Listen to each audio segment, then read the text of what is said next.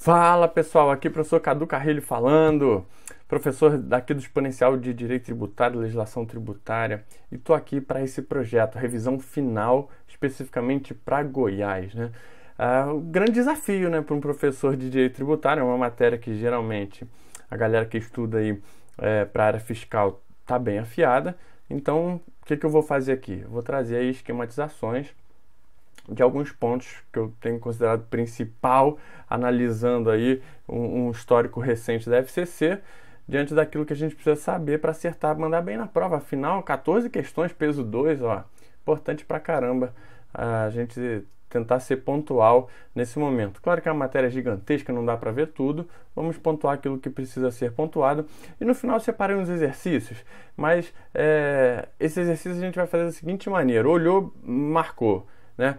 Olhou, achou a resposta, marcou, sem ficar perdendo muito tempo analisando item a item do exercício, não, tá bom? Vamos ao que interessa, então. Estamos aí nesse projeto. Falta pouco para essa prova, revisão final para o semestre Goiás. Vamos falar sobre direito tributário agora, tá bom? Beleza, vamos lá. Não esqueça de me seguir, vai lá, ó.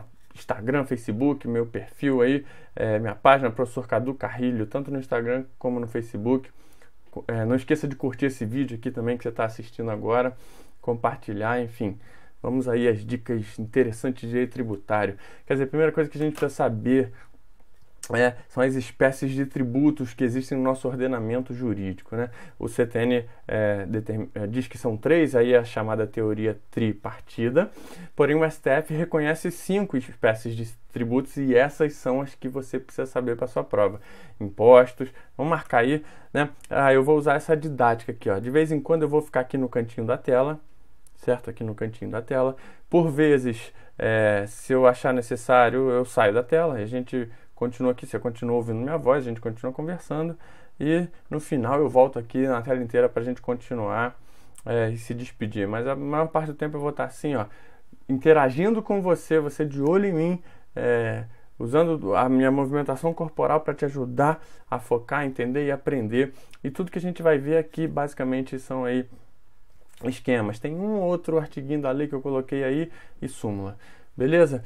A FCC não costuma ser uma banca extremamente pegajosa, cheia de pegadinhas de direito tributário, indo a jurisprudências não simuladas. Não tem nada disso, não. A FCC costuma cobrar letra da lei e entendimentos simulados, né, do STF. Súmula vinculante, então, é como se lei fosse. E CTN, Constituição, cai aos montes aí. Eu separei o que a gente entende ser mais importante. Então, dentro dessa linha de raciocínio, nós temos essas 5 espécies tributárias definidas pelo STF e que cai muito em prova saber quais são essas 5 e algumas características, né? Quer dizer, as principais características dessas 5 espécies de tributo: impostos, taxas, contribuições de melhoria, empréstimo compulsório e contribuições especiais. Então tá aí, ó, você precisa saber isso: impostos, taxas, contribuições de melhoria, empréstimo compulsório e contribuições especiais. E aí vamos dar uma passada rápida em cada uma dessas características desses tipos de tributos, em função de que isso cai muito em prova. Impostos, qual é a principal característica do imposto? É o fato dele ser um tipo de tributo não vinculado, ou seja, não há uma contraprestação estatal específica vinculada à arrecadação desse tributo. Tanto é que o próprio CTN vai dizer, ó, que o imposto é aquele tributo que tem como fato gerador uma situação independente de qualquer atividade estatal específica relativa ao contribuinte. E lá na Constituição Federal, a gente vê lá dentro da parte dos princípios, o princípio da capacidade contributiva, que a Constituição utiliza o termo capacidade econômica, mas a doutrina chama de capacidade contributiva, e questões de concurso caem os dois termos. Que também coaduna com o princípio da isonomia e da pessoalidade, quer dizer, sempre que possível, os impostos terão caráter pessoal e serão, né, graduados de acordo com a capacidade econômica do contribuinte, certo? Então aí algumas características desse tipo de tributo, impostos, e a gente vai ver mais já quando a gente for falar de competência, a divisão de competência. Eu estou falando rápido de propósito mesmo, é muita coisa para falar. Qualquer coisa você volta, você pausa, você bota mais lento, enfim. Ou ainda, se você quiser mais rápido, bota mais rápido aí no seu navegador e vamos lá. E aí a outra espécie tributária são as taxas. Taxas são de competência comum, ou seja, qualquer um dos entes pode instituir taxa dentro das suas atribuições. Ou seja, eu botei aqui, ó, União, Estado, Distrito Federal e os municípios podem instituir taxa. Qual é o fato gerador da taxa? O que enseja a instituição de taxa? Está aqui, é a utilização, sendo ela efetiva ou potencial. Então, o primeiro detalhe aqui da taxa que a gente precisa saber é que a utilização é efetiva ou potencial. Então, às vezes, mesmo alguém que não esteja utilizando, mas pode potencialmente ser um usuário de um serviço público de taxa, pode também ser cobrada a taxa dele. De quê? Então, de serviço público. Então, a utilização efetiva ou potencial de serviço público, esse serviço público tem que ser específico e divisível. Se não for específico e divisível,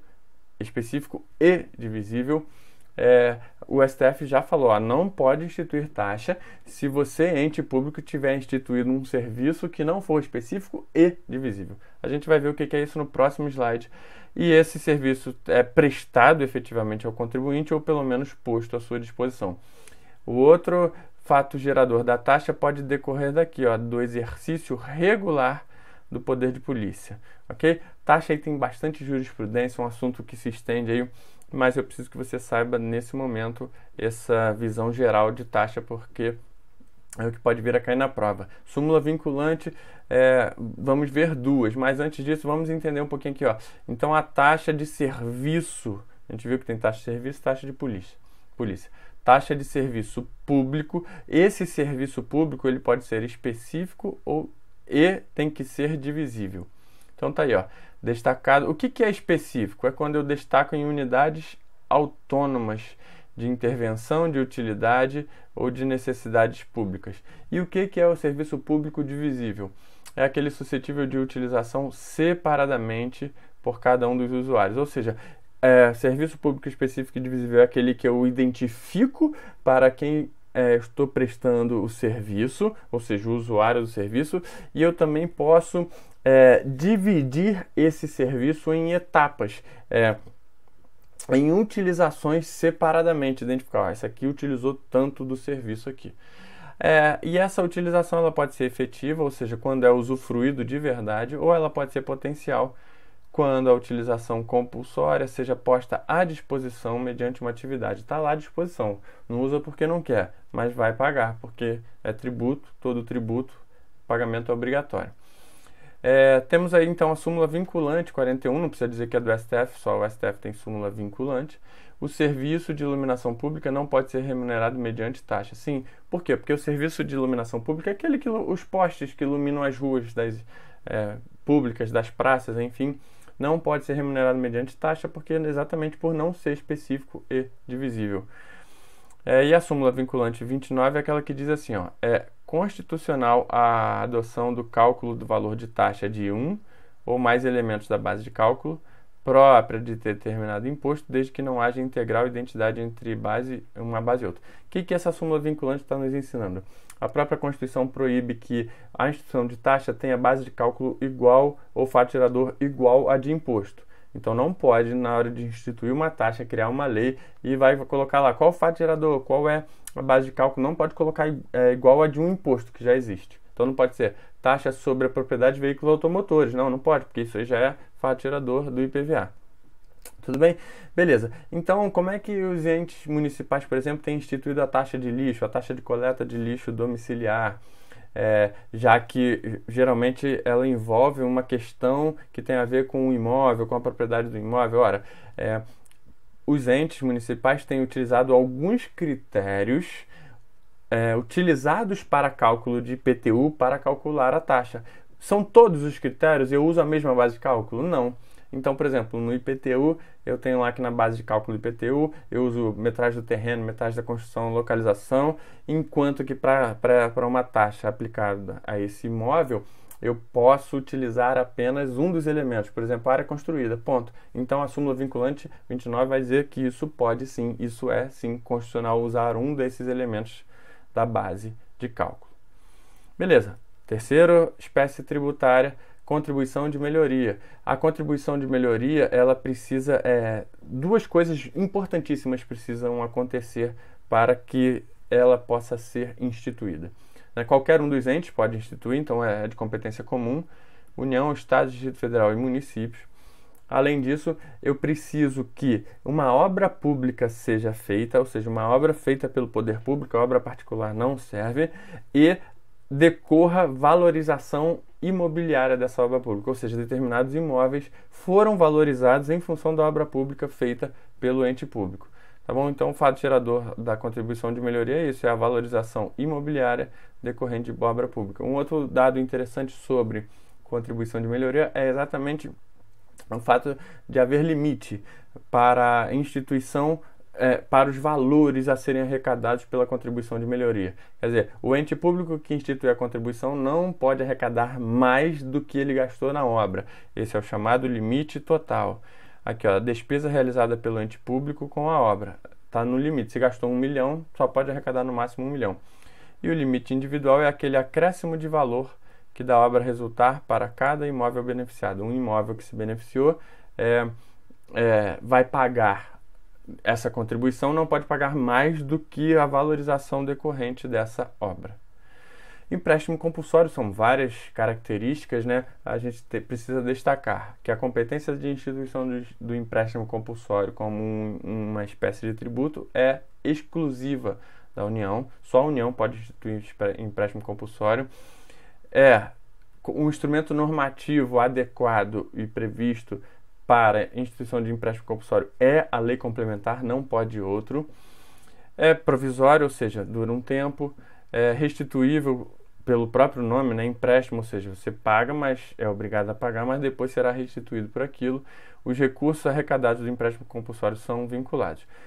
Aí, em relação ao princípio da anterioridade, alguns detalhes aqui, existem situações ensejadoras do empréstimo compulsório, e aí algumas delas obedecem os princípios da anterioridade e outras não. Então tá aí, ó.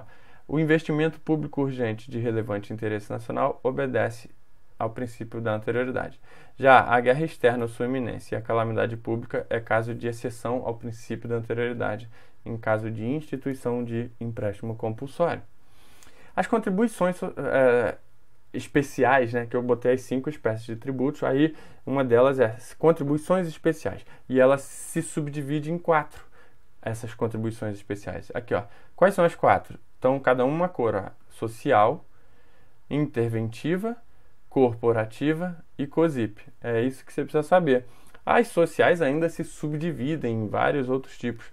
A FCC não costuma aprofundar nas contribuições como a ESAF faz e a CESP um pouquinho também na jurisprudência ali.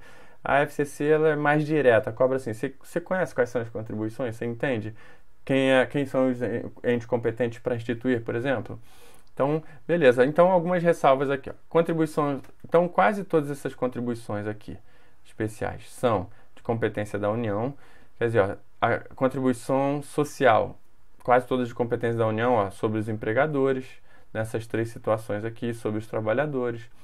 Aí essa aqui, ó, sobre os servidores públicos submetidos a regime próprio de previdência. Os servidores da União vão submeter a essa contribuição instituída pela própria União. Porém, os servidores dos estados e dos municípios, cada ente fará um regime próprio de previdência de seus servidores e aí o servidor pagará essa contribuição social do seu regime próprio de previdência ao ente que instituir. Então, enquanto as contribuições para a Seguridade Social dos servidores públicos da União são de instituição da União, as mesmas dos estados e dos municípios serão de instituição desses entes, especificamente em relação aos seus servidores.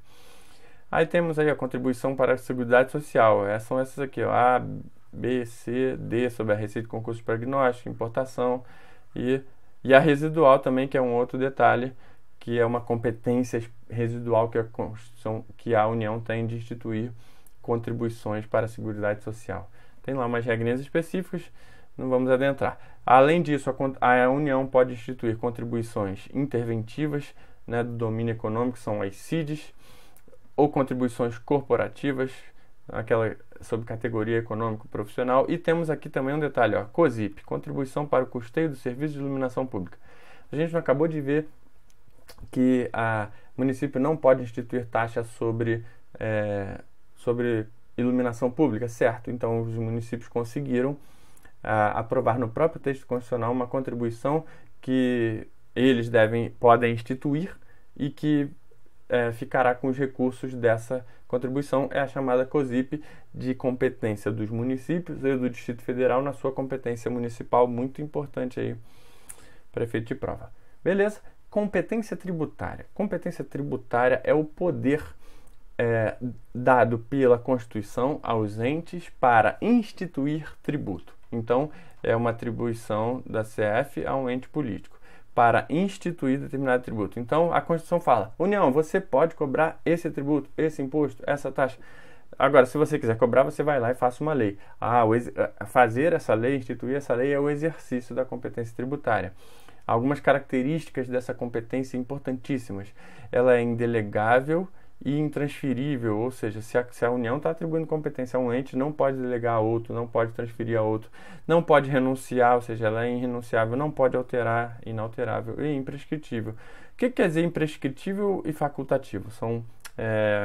São elementos que se completam. Facultativo porque a Constituição constitui a competência, institui, falando, a ente pode, você é competente para instituir esse tributo. Agora, pode ou não fazer, se quiser você não faz. Tanto é que a União até hoje não fez um dos seus impostos, que é o IGF, Imposto sobre Grandes Fortunas.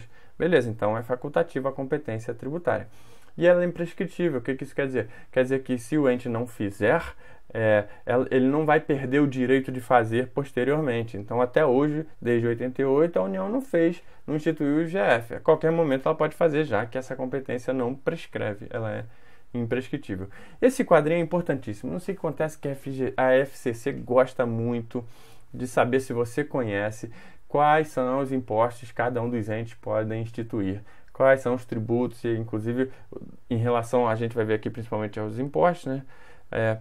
Mas eu coloquei também os outros tributos. Então, taxa de contribuição de melhoria, competência comum, todos podem instituir. E agora eu tenho esse rol aí, União, pode instituir o quê? IE, IR, IPI, IOF, ITR, IGF. Então, ó, a União pode instituir esses impostos, você precisa saber disso, isso vai cair na sua prova. Por mais fácil que pareça ser, e óbvio, quer dizer, não que seja óbvio, né, que você já viu tantas vezes, que já meio que está decorado, mas você tem que saber. União, imposto de importação, imposto de exportação, imposto de renda, imposto sobre produtos industrializados, o imposto sobre operações financeiras, imposto sobre a propriedade territorial rural e o IGF, que é o imposto sobre grandes fortunas. Além disso, a União tem competência para instituir empréstimos compulsórios e a grande maioria das contribuições sociais, exceto a COSIP, que está aqui, e exceto as contribuições sociais para a Seguridade Social do custeio do sistema de previdência dos servidores. Aqui é só previdência dos servidores dos seus entes. Tá. Estado e Distrito Federal. Temos aí, o Estado pode instituir o TCMD, Imposto sobre a Transmissão, Causa-Morte e Doação. Temos o ICMS, que é o Imposto sobre a Circulação de Mercadorias e Serviços. É importante entender a diferença dos serviços sujeitos ao ICMS e os serviços sujeitos ao ISS. E o IPVA, Imposto sobre a Propriedade de Veículos Automotores.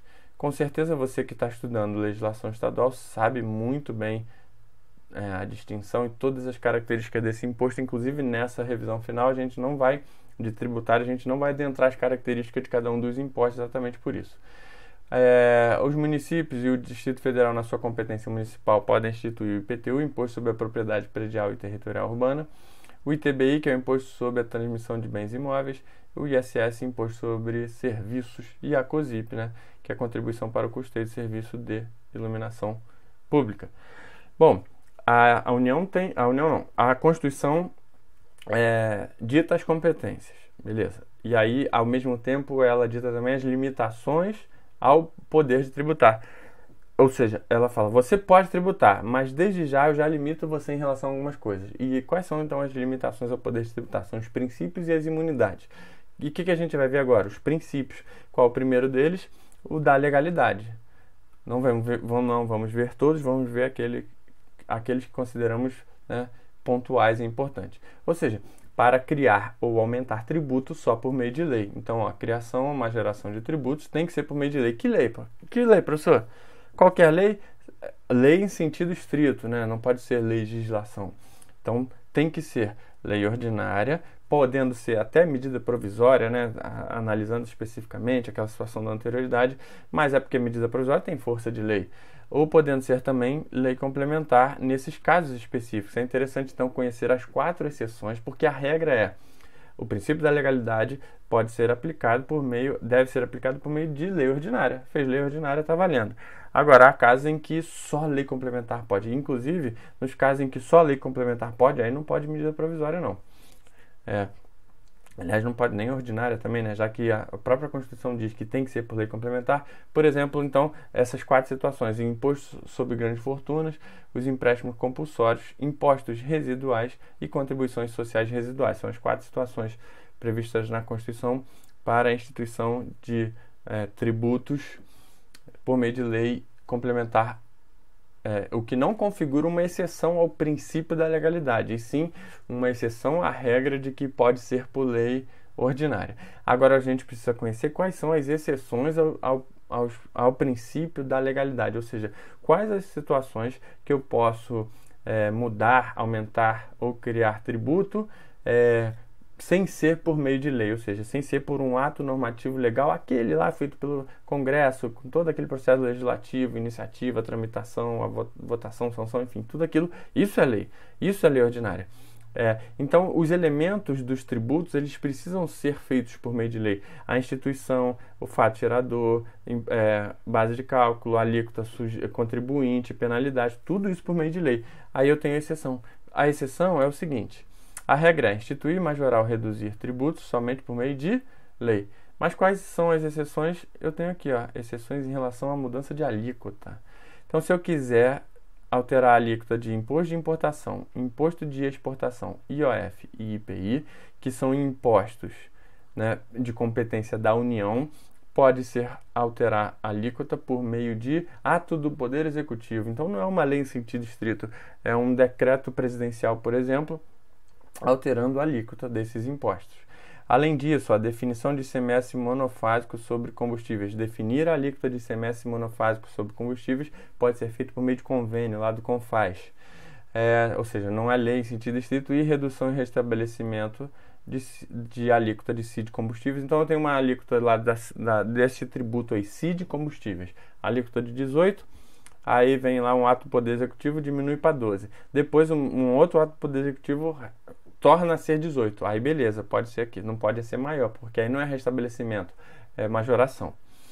2 exceções mais ao princípio da legalidade costuma cair em prova: atualização de valor monetário da base de cálculo do tributo.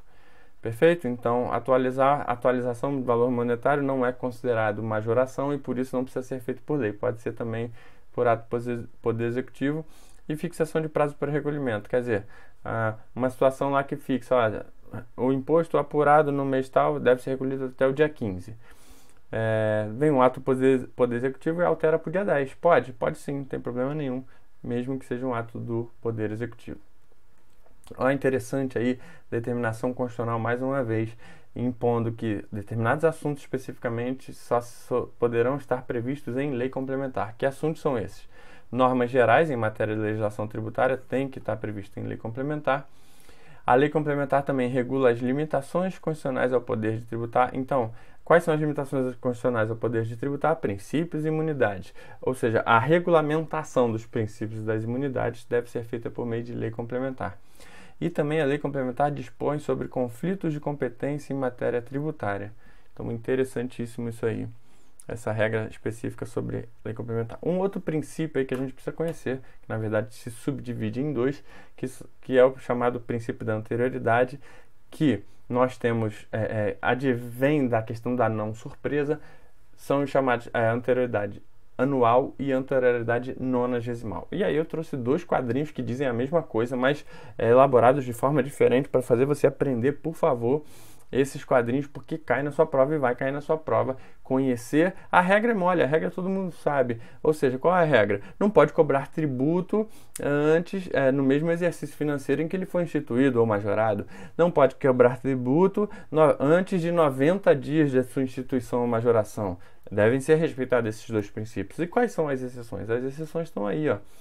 Aqui eu tenho, então, as exceções ao princípio da anterioridade anual. Ou seja, eu posso cobrar o tributo no mesmo ano em que ele foi instituído. Ó, imposto de importação, imposto de exportação, IPI, IOF, imposto extraordinário de guerra, empréstimo compulsório, nesses casos aqui, ó, de guerra e de calamidade pública. A contribuição para a Seguridade Social configura uma exceção também, o ICMS monofásico e a CID combustíveis. As exceções ao princípio da anterioridade nonagesimal: imposto de importação, imposto de exportação e IOF, imposto ordinário de guerra e empréstimo compulsório. E aqui eu tenho o IR. Então, por que eu botei em verde aqui, ó? Enquanto o IPI é exceção a um só, o IR é exceção ao outro apenas. E esses 2 detalhes aqui também, a base de cálculo de PVA e base de cálculo de IPTU, ela é exceção à anterioridade nonagesimal, ou seja, pode ser instituída num dia e cobrada no outro. Quer dizer, não precisa esperar 90 dias, mas precisa esperar o ano seguinte. Então, se for aumento ou instituição de base de cálculo de PVA ou IPTU no dia 31 de dezembro, valerá no dia 1º de janeiro. Se for no dia 25 de dezembro, dia 1º de janeiro. Se for 10 de novembro, 1º de janeiro. Porque não precisa respeitar 90, mas precisa respeitar a anual. Então é assim também para o imposto de renda. E aqui está o mesmo quadrinho, exceções apenas... exceção às 2, né, anterioridade nonagesimal e anual, são isso aí, ou somente a nonagesimal ou somente a anual. Espero que seja de utilidade esse quadrinho para te ajudar a acertar a questão na prova que vai cair. A súmula vinculante 50 diz assim: a norma legal que altera o prazo de recolhimento da obrigação tributária não se sujeita ao princípio da anterioridade. Então, alterou o prazo de recolhimento, a gente acabou de ver que é exceção à legalidade e também é exceção à anterioridade. Ou seja, se uma norma altera o prazo de recolhimento do dia 20 para o dia 10, teoricamente, alguém podia pensar, isso está prejudicando o contribuinte, ele estava preparado para pagar no dia 20, vai ter que pagar dia 10? Não, o STF se posicionou e consolidou. Não, alterou o prazo de pagamento não é caso de respeito à anterioridade, não. Fica tranquilo. Beleza, a outra limitação constitucional ao poder tributar são as imunidades. A primeira delas é a imunidade recíproca, importantíssima, né? É aquela que proíbe que um ente institua impostos sobre outro. Então tá aí, ó. A União, os Estados, o Distrito Federal e os municípios não podem instituir impostos sobre patrimônio, renda, serviços uns dos outros. O STF já entendeu que, apesar dessa classificação aqui, patrimônio, renda e serviços uns dos outros, seriam todos os impostos. Essa imunidade recíproca é extensível, ou seja, abrange também as autarquias e fundações públicas, ou seja, o ente não pode instituir imposto sobre autarquia e fundação pública, mas com algumas condicionantes. Que condicionantes são essas? Né? Desde que o patrimônio, a renda ou serviço que não vai ser objeto de imposto sejam vinculados a finalidades essenciais ou decorrentes dessas finalidades em relação às autarquias. Beleza, professor, então não tem dúvida. E em relação às empresas públicas, sociedade de economia mista, essa é a discussão, é isso que vai parar no STF toda hora. E aí temos alguns posicionamentos, alguns esclarecimentos sobre isso. A regra é que a imunidade recíproca que nós estamos nos referindo aqui não se aplica ao patrimônio, à renda, aos serviços relacionados com a exploração da atividade econômica regida pelas normas do empreendimento privado. Para não ferir a concorrência,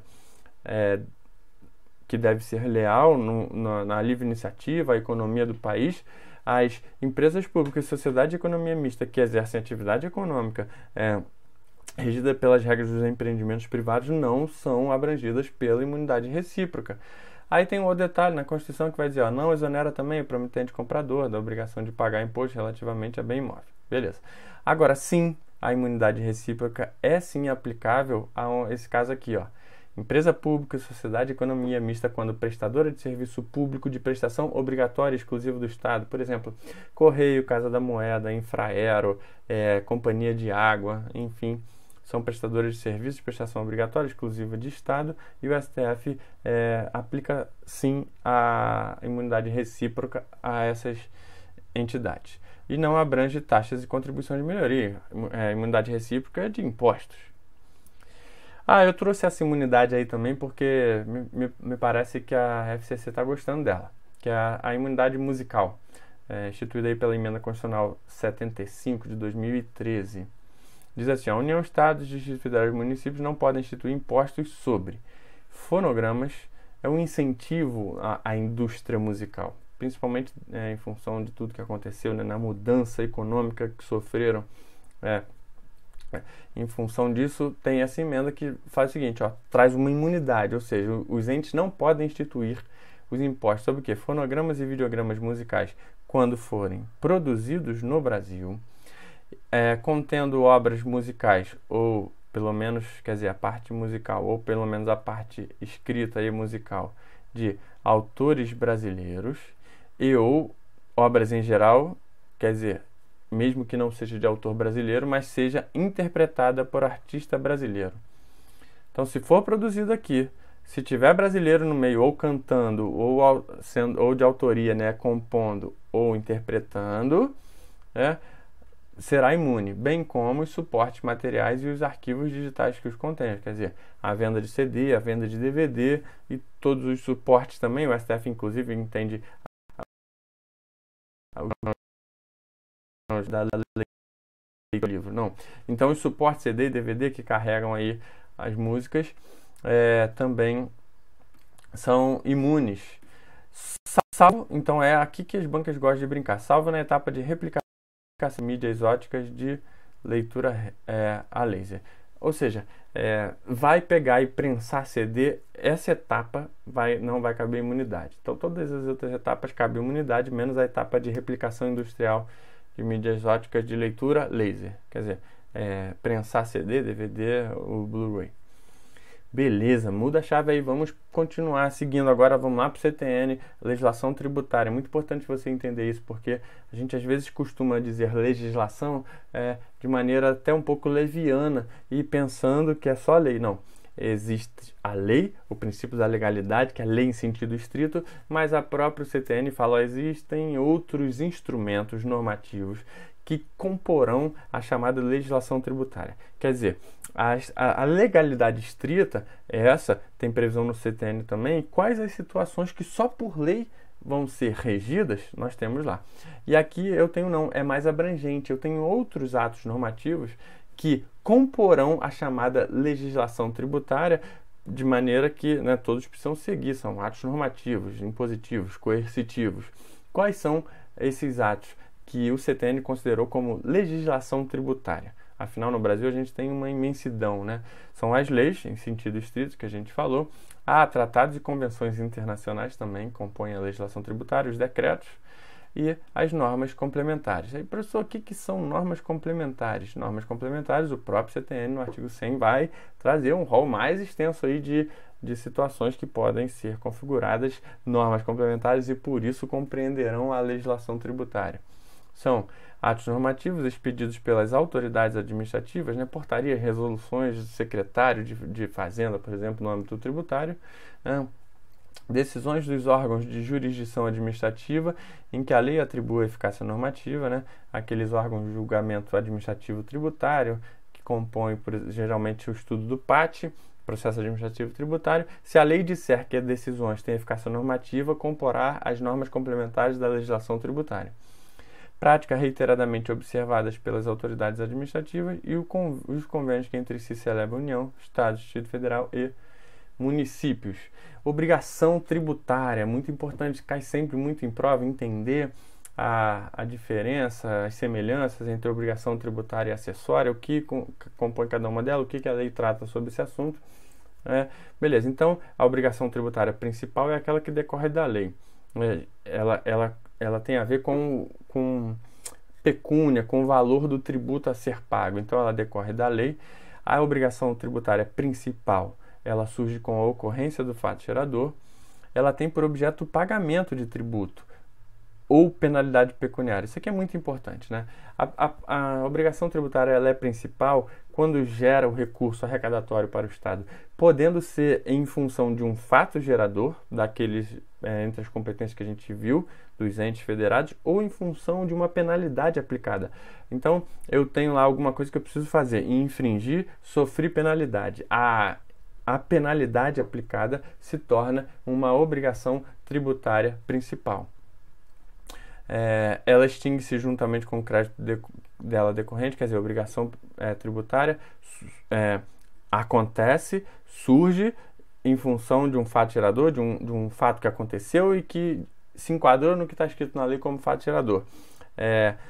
Ela é constituída no crédito tributário por meio do lançamento e extingue-se quando extingue o crédito, ou seja, extinguir o crédito tributário extingue também a obrigação tributária, e o fato gerador é uma situação definida em lei como necessária e suficiente à sua ocorrência. Enquanto que a obrigação tributária acessória, ela decorre da legislação tributária. Então veja, aqui a principal é só da lei, aqui pode ser da legislação tributária. Daí a importância de entender quais são aqueles instrumentos normativos que compõem a legislação tributária, já que ensejarão obrigações que o sujeito passivo terá que cumprir, mesmo sem ser lei em sentido estrito, né?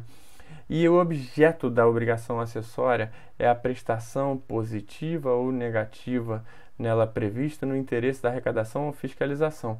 Então, diferente de obrigação de dar da obrigação principal, aqui na obrigação acessória é a obrigação de prestar, fazer positiva ou negativa, ou seja, não fazer determinada coisa. Pelo simples fato de sua inobservância, converte-se em principal relativamente à penalidade. Então, exemplos de obrigação tributária acessória: emitir nota fiscal, escriturar livro fiscal, fazer declaração, enfim, uma série de obrigações acessórias que nós temos. O fato gerador de uma obrigação acessória é qualquer situação que, na forma da legislação aplicável, impõe a prática ou a abstenção de ato que não configure obrigação tributária principal. Então, avançando. Sujeito passivo, eu tenho também uma... Por isso que foi importante a gente delimitar o que é a obrigação principal e acessória, para poder entender também a questão da sujeito passivo, quem é contribuinte, quem é responsável. Então, a obrigação principal tem como sujeito passivo a pessoa obrigada ao pagamento do tributo ou penalidade pecuniária. E o sujeito passivo da obrigação acessória é a pessoa obrigada a prestar as prestações que constituem seu objeto. Beleza, e a lei define o seguinte, ó, quem é contribuinte? Contribuinte é aquele que tem relação pessoal e direta com o fato gerador. Enquanto que responsável é aquele que, sem se revestir da situação de contribuinte, sua obrigação decorre da disposição expressa em lei. Então a lei vai estabelecer, ó, você não é contribuinte, mas eu responsabilizo você pelo pagamento desse tributo, enfim, dessa situação. Enfim, a responsabilidade ela vai decorrer de diversas situações diferentes, todas previstas aí no CTN, na legislação. Aí nós temos aí, ó, por exemplo, aprendendo sobre responsabilidade por substituição, ou a responsabilidade pode ser por transferência. A responsabilidade de substituição é aquela que acontece desde o momento em que ocorre o fato gerador, deve cumprir. Olha aí, o responsável ocupa o lugar do contribuinte desde a ocorrência do fato gerador. Deve cumprir a obrigação principal e acessória. O contribuinte não chega a participar da relação tributária. Enquanto que a obrigação, a responsabilidade por transferência, ela é o dever de pagar do responsável, que ela surge depois do fato gerador, é transferido do contribuinte ao responsável. Então, quando aconteceu o fato gerador, quem tem que pagar é o contribuinte. Agora, alguma coisa aconteceu e está previsto em lei que vai ser feita uma transferência de responsabilidade. Agora, quem deve pagar deve ser o responsável. E essa transferência de responsabilidade por transferência, ela ocorre aos sucessores, a terceiros ou por solidariedade. Eu trouxe aí um instituto da substituição, uma classificação interessante, que é a substituição regressiva ou progressiva. Por quê? Porque a gente está falando de um concurso estadual. E concurso estadual a gente precisa conhecer bem as questões do ICMS. E lá dentro do ICMS, dentro da parte de legislação tributária, tem a parte específica que vai ensinar sobre substituição tributária. Precisa saber tudo de substituição tributária aí do regulamento, da lei, enfim, do que vai cair. Ela pode ser regressiva, que é também conhecido para trás, ou pode ser progressiva para frente. A substituição regressiva é aquela onde o fato gerador está lá atrás e ocorre a postergação do recolhimento do tributo. O ICMS, por exemplo, eu botei um exemplo aí, mas vou mostrar um desenhozinho. Ou a substituição progressiva, que é a mais comum, é a também chamada para frente, é aquela em que o fato gerador está lá na frente, mas eu já recolho aqui antes. Então não confunda o seguinte, é progressiva, é para frente, o fato gerador vai acontecer lá na frente, mas eu já recolho antes. Então, a classificação em regressiva e progressiva não tem a ver com o momento da ocorrência do fato gerador. Ela é feita sob a ótica do pagamento, né? Ou seja, eu paguei aqui e o fato gerador aconteceu lá na frente. Quer dizer, essa é a distinção importante que você tem que ter em relação a diferenciar substituição regressiva e progressiva do momento do pagamento e momento da ocorrência do fato gerador. Então, por exemplo, eu trouxe esse exemplo aí. Você vai ter uma fábrica de leite e aí ela tem vários produtores rurais que tiram o leite da vaca e mandam para ela ali fazer tudo que tem que ser feito no leite e depois vender lá para a distribuidora, certo? Aí a lei fala assim, ó, você fábrica, recolha o imposto devido por você na sua venda, o ICMS da venda do leite, mas você fábrica, recolha também o ICMS devido pelos produtores rurais aí que fabricam, que produzem o leite e te mandam. Então esse cara aqui, o produtor rural vai vender para a fábrica e não vai pagar ICMS? Não. Nem esse não nesse momento, né? Ocorreu o fato gerador, mas em função da substituição regressiva, quem vai pagar vai ser essa fábrica de leite aqui, o ICMS decorrente da venda dele e decorrente da compra que ele fez. A substituição progressiva, ou seja, para frente, ao contrário, eu tenho uma fábrica que distribui para diversas distribuidoras, por exemplo, de combustível. Depois ela vai e vende para os postos. Essa fábrica, essa refinaria, ela vai recolher o ICMS devido nessa operação aqui, beleza? Que é dela mesmo.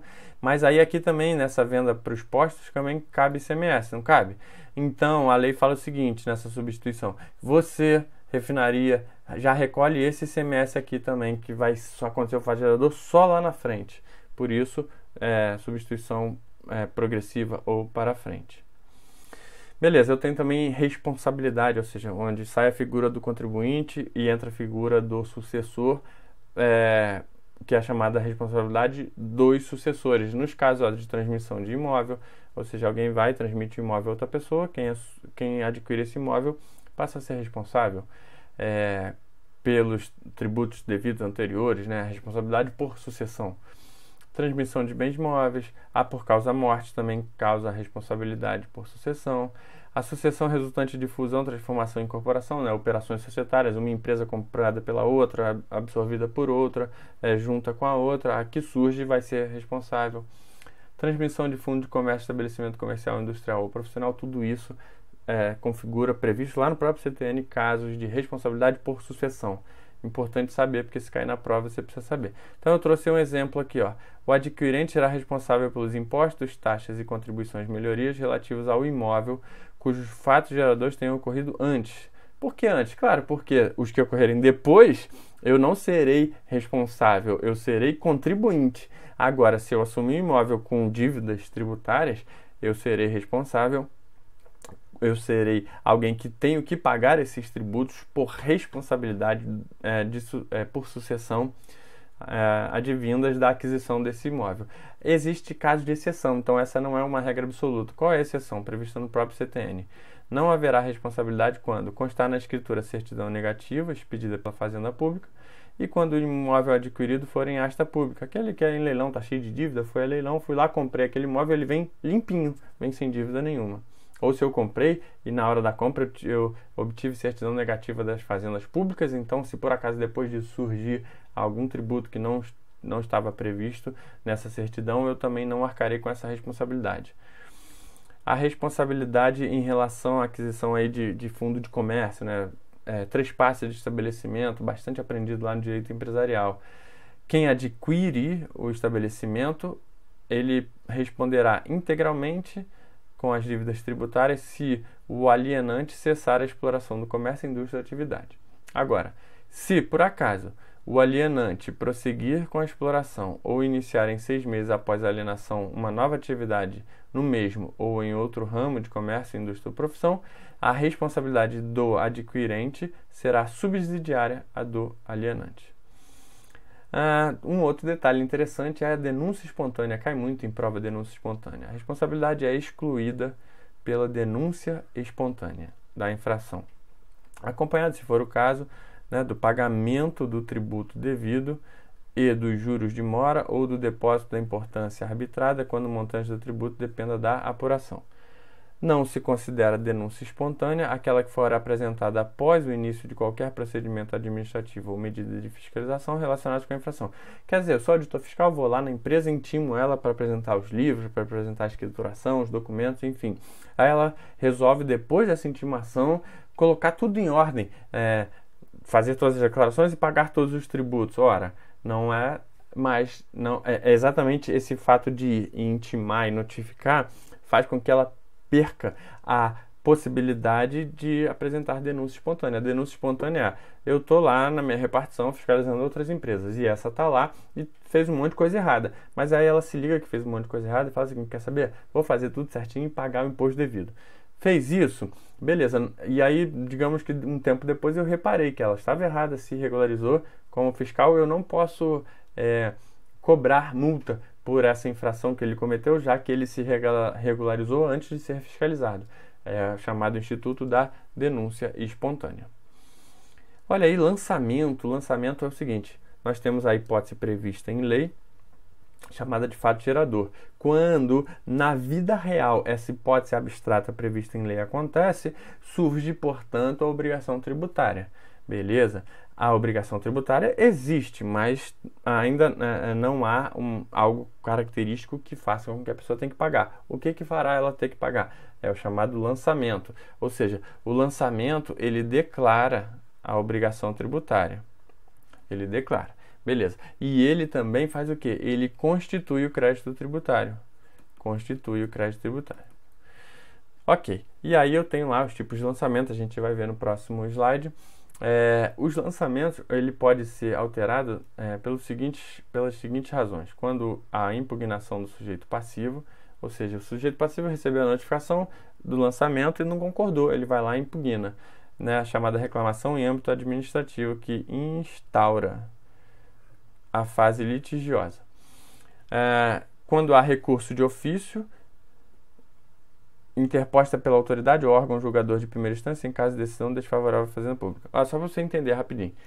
Fiz lançamento, o contribuinte recebeu, impugnou, ele tem que impugnar, foi a julgamento em âmbito administrativo, aí o órgão de primeira instância de julgamento administrativo julgou contra a fazenda pública.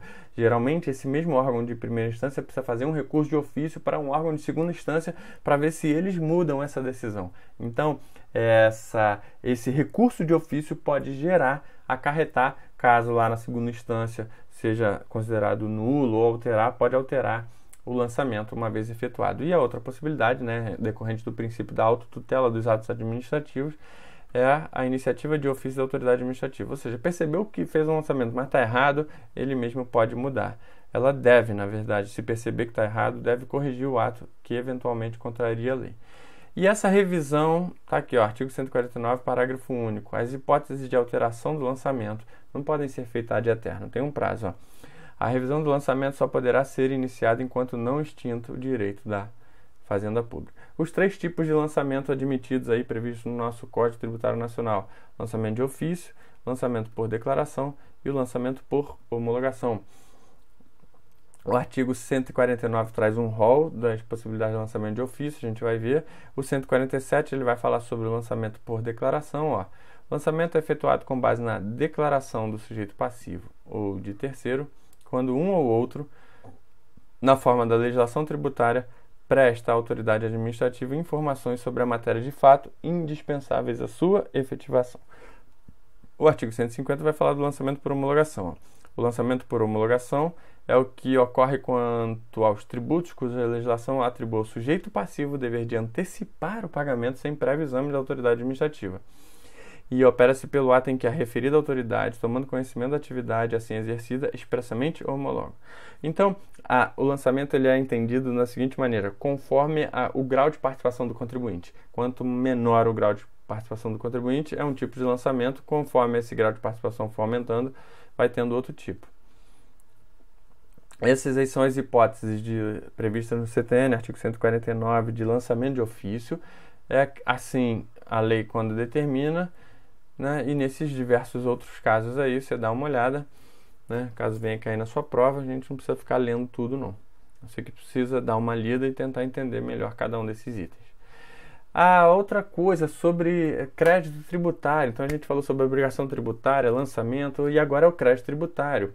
É importantíssimo conhecer quais são os tipos de suspensão do crédito tributário, a extinção do crédito tributário e exclusão do crédito tributário. Por mais também óbvio que pareça, cansei de ver essas 6 hipóteses de suspensão, não aguento mais, a FCC tem cobrado, perguntando exatamente quais são aqui as hipóteses que configuram o crédito tributário. Faça assim, faça assim. Por vezes ela dá uma aprofundada, mas é importante então a gente saber quais são as hipóteses previstas no CTN de suspensão do crédito tributário. Moratória, parcelamento, reclamações e recursos, a impugnação do sujeito passivo nos termos da lei reguladora do processo administrativo tributário. Aqui é um detalhe interessante, o seguinte, suspende o crédito tributário a instauração do contencioso administrativo, ou seja, o sujeito foi autuado, recebeu o lançamento e impugnou esse lançamento. Essa impugnação enseja a suspensão da exigibilidade do crédito tributário, porque é o contencioso administrativo. Agora, eu recebi uma notificação, vou lá na justiça reclamar.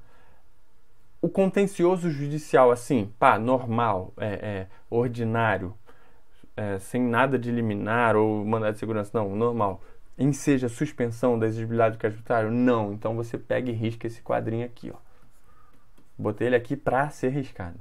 Bom, agora, a concessão de medida liminar e mandado de segurança suspende a exigibilidade do crédito tributário. A concessão de medida liminar ou tutela antecipada em outras espécies judiciais também. O depósito do montante integral também é suspensão. E agora as hipóteses de extinção do crédito tributário. Está lá o rol do artigo 156, com 11 incisos: pagamento, prescrição, decadência, decisão administrativa irreformável, compensação, conversão de depósito em renda, decisão judicial passada em julgado, transação, pagamento antecipado e homologação do pagamento, dação em pagamento de bens imóveis, remissão e a consignação em pagamento. Então, só uma observação que eu gostaria de fazer o depósito do montante integral suspende o crédito tributário. Agora, quando esse depósito se converte em renda, ou seja, a pessoa depositou para que não corra juros nem multa e está brigando lá para tentar reconhecer que não é devido o crédito. Aí, digamos que ao final a decisão seja favorável à fazenda e aquele valor já depositado agora vai virar renda, ou seja, vai virar recursos efetivamente para a fazenda. Essa conversão do depósito em renda, ela extingue o crédito tributário. Decadência, uma das hipóteses de extinção do crédito tributário, nós temos prazo decadencial de 5 anos. Como é que se conta? 5 anos a partir de quê? O mais comum é esse aqui, Conta-se de 5 anos a partir do primeiro dia do exercício seguinte, aquele em que o lançamento poderia ter sido efetuado. Então, o lançamento poderia ter sido efetuado em julho de um determinado ano. E para contar prazo decadencial, o que é decadência? É a perda do direito do lançamento do tributo, enquanto que prescrição é a perda do direito de executar, de cobrar, de exigir judicialmente. Então, a decadência é o prazo que o fisco tem para efetuar o lançamento. Ficou omisso, não efetuou, começa a contagem do prazo, Passados 5 anos contados do primeiro dia do exercício seguinte, aquele que o lançamento poderia ter sido efetuado, caracterizada está a decadência. Ou então, eu conto esses 5 anos do fato gerador para tributos lançados por homologação. Em regra, salvo exceções. As exceções estão aqui em cima. Ou a decadência ocorre 5 anos de quando? Quando da data que se tornar definitiva a decisão que houver anulado por vício formal o lançamento anteriormente efetuado. Então eu tive um lançamento, foi impugnado, aí teve uma decisão administrativa que anulou esse lançamento, definitiva, e anulou. Só que essa anulação ela pode ser por vício formal ou vício material. Se por vício formal, zera a contagem e agora eu tenho 5 anos para cobrar a partir desse dia. Se for vício material, não zera não. continua lá, se tem que até analisar para ver se demorou muito essa decisão, pode ser que já esteja decadente. Ou um caso lá específico no CTN que diz: da data em que tenha sido iniciada a constituição do crédito pela notificação do sujeito passivo de qualquer medida preparatória indispensável ao lançamento. Olha aqui a questão do lançamento por homologação. O tributo é lançado por homologação? É sim. Houve má-fé do sujeito passivo, quer dizer, dolo, simulação ou fraude? Houve sim. Então o prazo decadencial ele é estendido, não é do fato gerador. Tá vendo aqui, ó? É do fato gerador. É mais para frente, ou seja, do primeiro dia do exercício seguinte é aquele que poderia ser efetuado. Já que o cara fez dolo, fraude ou simulação, vamos estender esse prazo decadencial dos tributos por homologação. Agora não teve má-fé não. Então eu faço uma outra análise. Houve pagamento antecipado de crédito tributário, ainda que em valor incorreto? Houve sim. Então conta 5 anos de fato gerador. Ou então, não houve pagamento antecipado. Então, mais uma vez, primeiro dia do exercício seguinte, o lançamento poderia ter sido feito. Isso aqui demanda algumas horas de explicação no curso teórico, né? Só para você, ficar aí no bizu final. Então, eu já falei, a decadência do crédito tributário é a perda do direito e ocorre antes do lançamento, enquanto que a prescrição do crédito é a perda da possibilidade de exigir o crédito depois do lançamento. Casos de interrupção do crédito da prescrição do crédito, da contagem do crédito tributário. Da prescrição do crédito tributário. Casos de interrupção da contagem do tempo de prescrição do crédito tributário, que é 5 anos. O despacho do juiz que ordena a citação e execução fiscal, o protesto judicial, qualquer ato judicial que constitua em mora o devedor ou qualquer ato inequívoco, ainda que extrajudicial, que importe em reconhecimento do débito do devedor. O devedor vai lá e fala: tá bom, tá executando aí, eu vou querer parcelar. Interrompe porque eu estou reconhecendo o débito.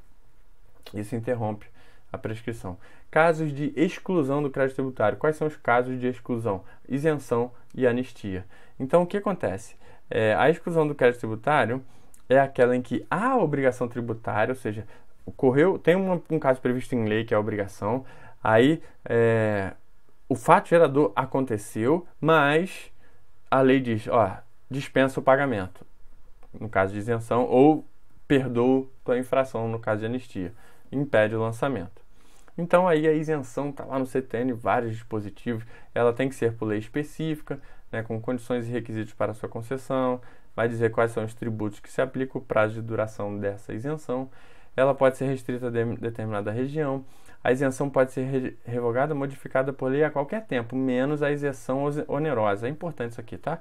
Isenção onerosa, ou seja, aquela concedida por prazo certo e em função de condições, não pode ser revogada e modificada a qualquer tempo.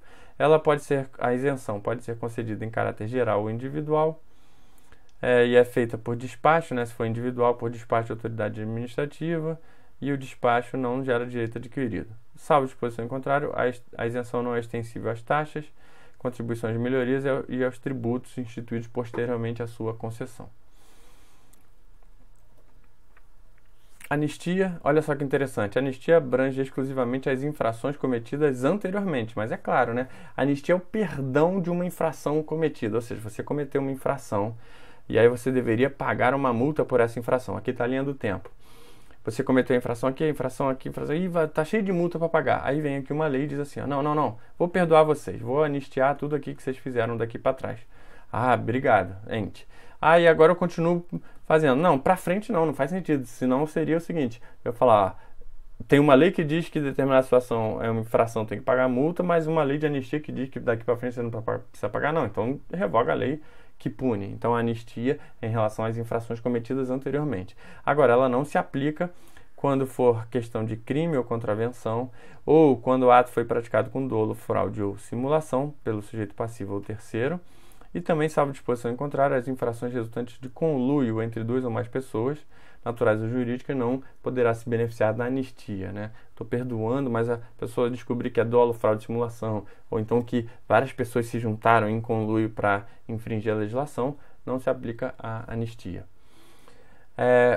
Prestação de informações, obrigados a prestar informações sobre bens, negócios, atividades. O CTN estabelece, olha, eu como fiscal, eu quero poder aplicar a verdade dos fatos e cobrar o imposto ou o tributo o mais precisamente possível de acordo com os fatos geradores ocorridos.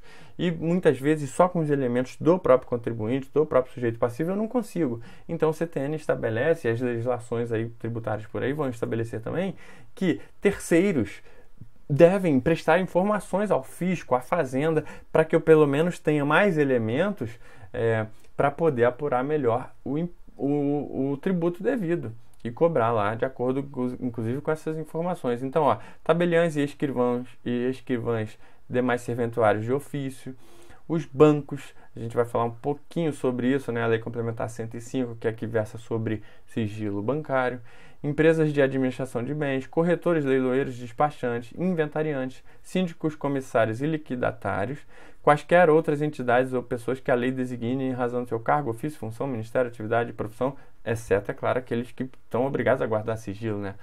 Pastor, psicólogo, enfim, por causa disso não vão poder prestar informações. Beleza? Olha aí, então nós vimos essas regras ali, nós vimos aquelas informações que são prestadas. Beleza. O sigilo fiscal é a regra, quer dizer, as informações fiscais de um contribuinte não podem ser divulgadas, né? Eu, como auditor fiscal que tenha acesso a essas informações, não posso publicar na internet ou divulgar ou dizer nada, sob pena de responsabilidade funcional. Mas há casos em que o sigilo fiscal ele é excepcionado, ou seja, pode ser quebrado e pode ser dado acesso às informações. Que casos são esses? Requisição de autoridade judiciária, quer dizer, mas também não é para expor, vai depender da situação, mas um juiz pode pedir e a quebra do sigilo fiscal será feita, né? Em regra, o sigilo fiscal existe, quer dizer, o contribuinte não é obrigado a prestar as informações fiscais dele para ninguém, apenas a autoridade fazendária. Por solicitação de órgão da administração pública para apuração de infração administrativa, ou em casos de permutas de informações sigilosas entre União, Estado e Distrito Federal, nos termos da lei ou convênio, e entre a União, Estado e estrangeiro, conforme tratados e acordos. Só um detalhe sobre essa exceção ao sigilo fiscal, que ela não é uma ampla, né? Quer dizer, você vai permutar informações, mas também você não vai ficar divulgando essas informações por aí. Você também deve se ater ao escopo daquilo que está sendo apurado. Divulgações, agora, exceção ao sigilo fiscal, ou seja, coisas que podem ser divulgadas. Quando for representação fiscal para fim penal, inscrição em dívida ativa ou parcelamento em moratória, pode haver aí exceção ao sigilo, ou seja, divulgação de informações.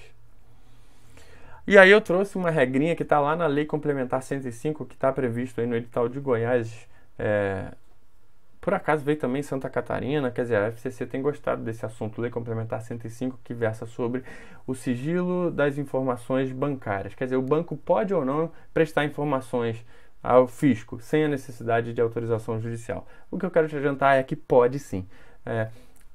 Quando requisitado pelo fisco, né, desde que tenha um processo, né, um procedimento fiscalizatório em curso, ele vai lá, pede informação ao banco, o banco avisa, a movimentação bancária dele foi essa aqui, pum, e dá todas as informações, né, com o fim de apurar o tributo devido. O STF, inclusive, já entendeu constitucional esses artigos da Lei Complementar 105. Então, pode sim ser necessidade de requisição pelo Poder Judiciário. Então, aí, a quebra de sigilo bancário. Eu compilei as informações que estão lá na Lei Complementar 105 e coloquei aqui, ó. Pode ser feita lá, pode ter um regulamento na União que vai dizer como que devem ser prestadas essas informações financeiras, né? Ou por montante global ou mensal fornecido à Receita Federal, quer dizer, se todo mês ou globalmente o banco deve, quais os bancos devem fornecer informações sobre o contribuinte. Aí com isso lá a Receita Federal fica monitorando, detectando indícios de ilegalidade, ela requisita informações e documentos específicos, né, para realizar fiscalização e auditoria sobre alguns fatos determinados.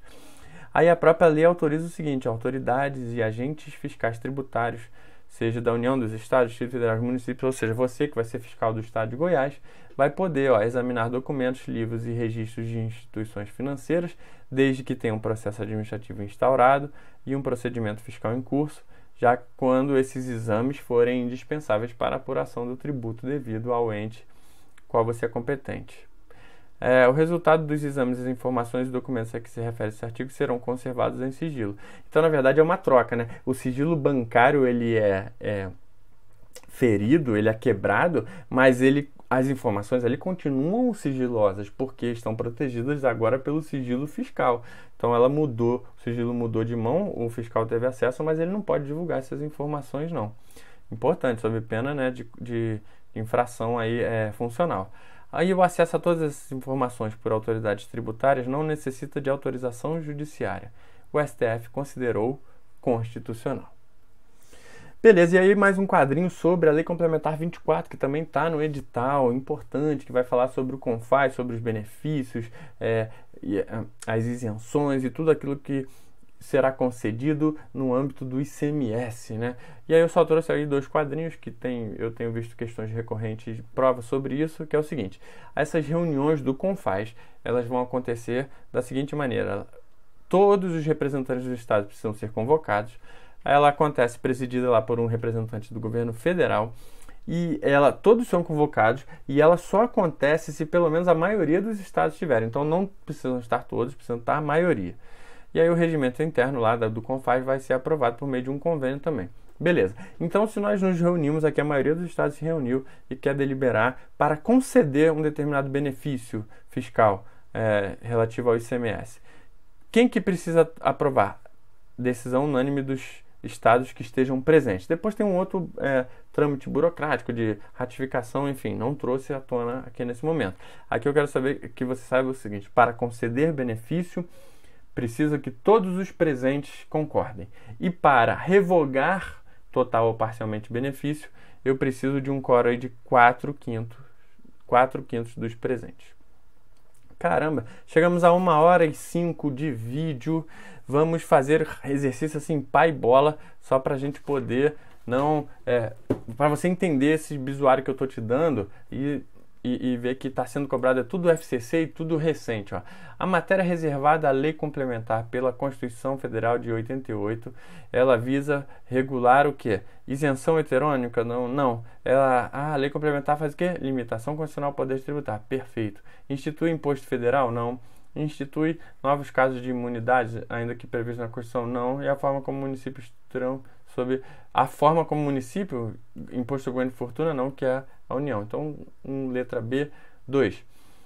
Por expressa determinação constitucional, cabe à lei complementar estabelecer normas gerais em matéria de legislação tributária, especialmente sobre definição de tributos e suas espécies. O CTN atende à determinação constitucional e disciplina essa matéria. Com base nesse código, a gente viu quais são as espécies tributárias.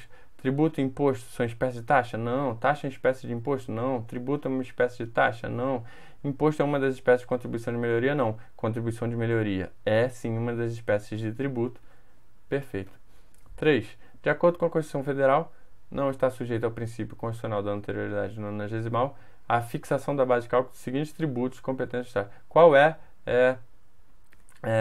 que se é exceção ao princípio da anterioridade nonagesimal em relação à fixação da base de cálculo?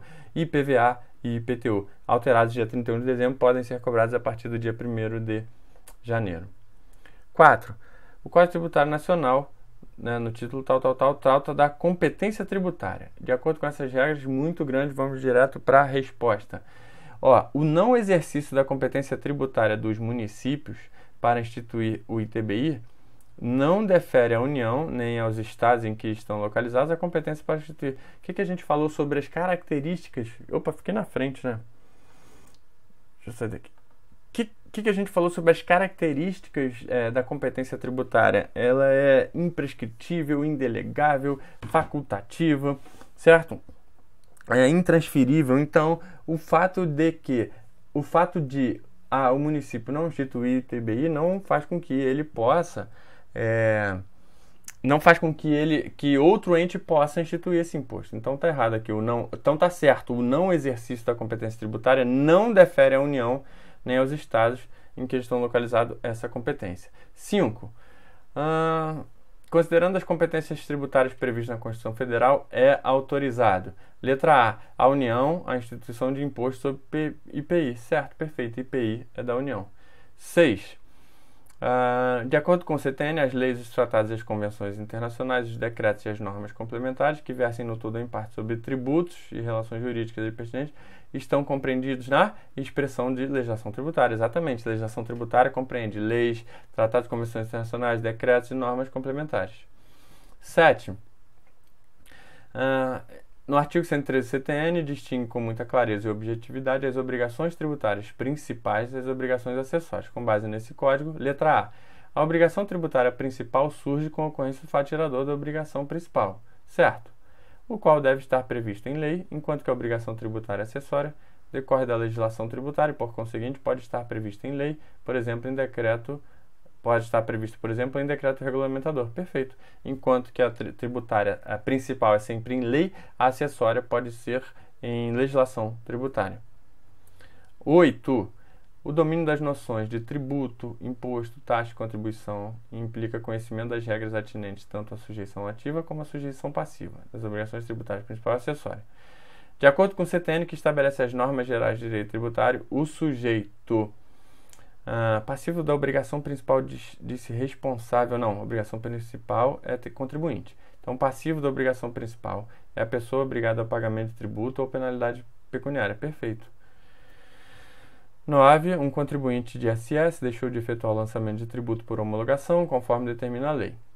A autoridade fiscal que realizou os trabalhos de fiscalização, que culminaram com a apuração dessa irregularidade, constatou que o referido contribuinte agiu dolosamente, com a nítida intenção de ser negado o tributo. De acordo com o CTN, a autoridade administrativa terá um prazo decadencial, já que o lançamento não foi efetuado, que seria um lançamento por homologação, e 5 anos. Como ele agiu com dolo, lembra? Dolo, fraude ou simulação, ou seja, a má-fé, o prazo decadencial começa a contar quando? Do lançamento do imposto devido, contado o primeiro dia do exercício seguinte a qual o lançamento poderia ser efetuado. Qual a regra para contagem de prazo decadencial de imposto sujeita à declaração por homologação? É do fato gerador. Então, nesse caso de dolo, a má-fé não. No primeiro dia do exercício seguinte. 11.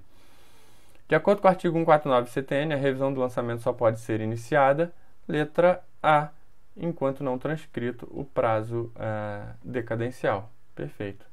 12. Nos termos do CTN, a hipótese de interrupção da prescrição da cobrança do crédito tributário. Letra D, o despacho do juiz que ordenar a citação em execução. E 13. Sobre o crédito tributário, é correto afirmar: anistia é causa de exclusão.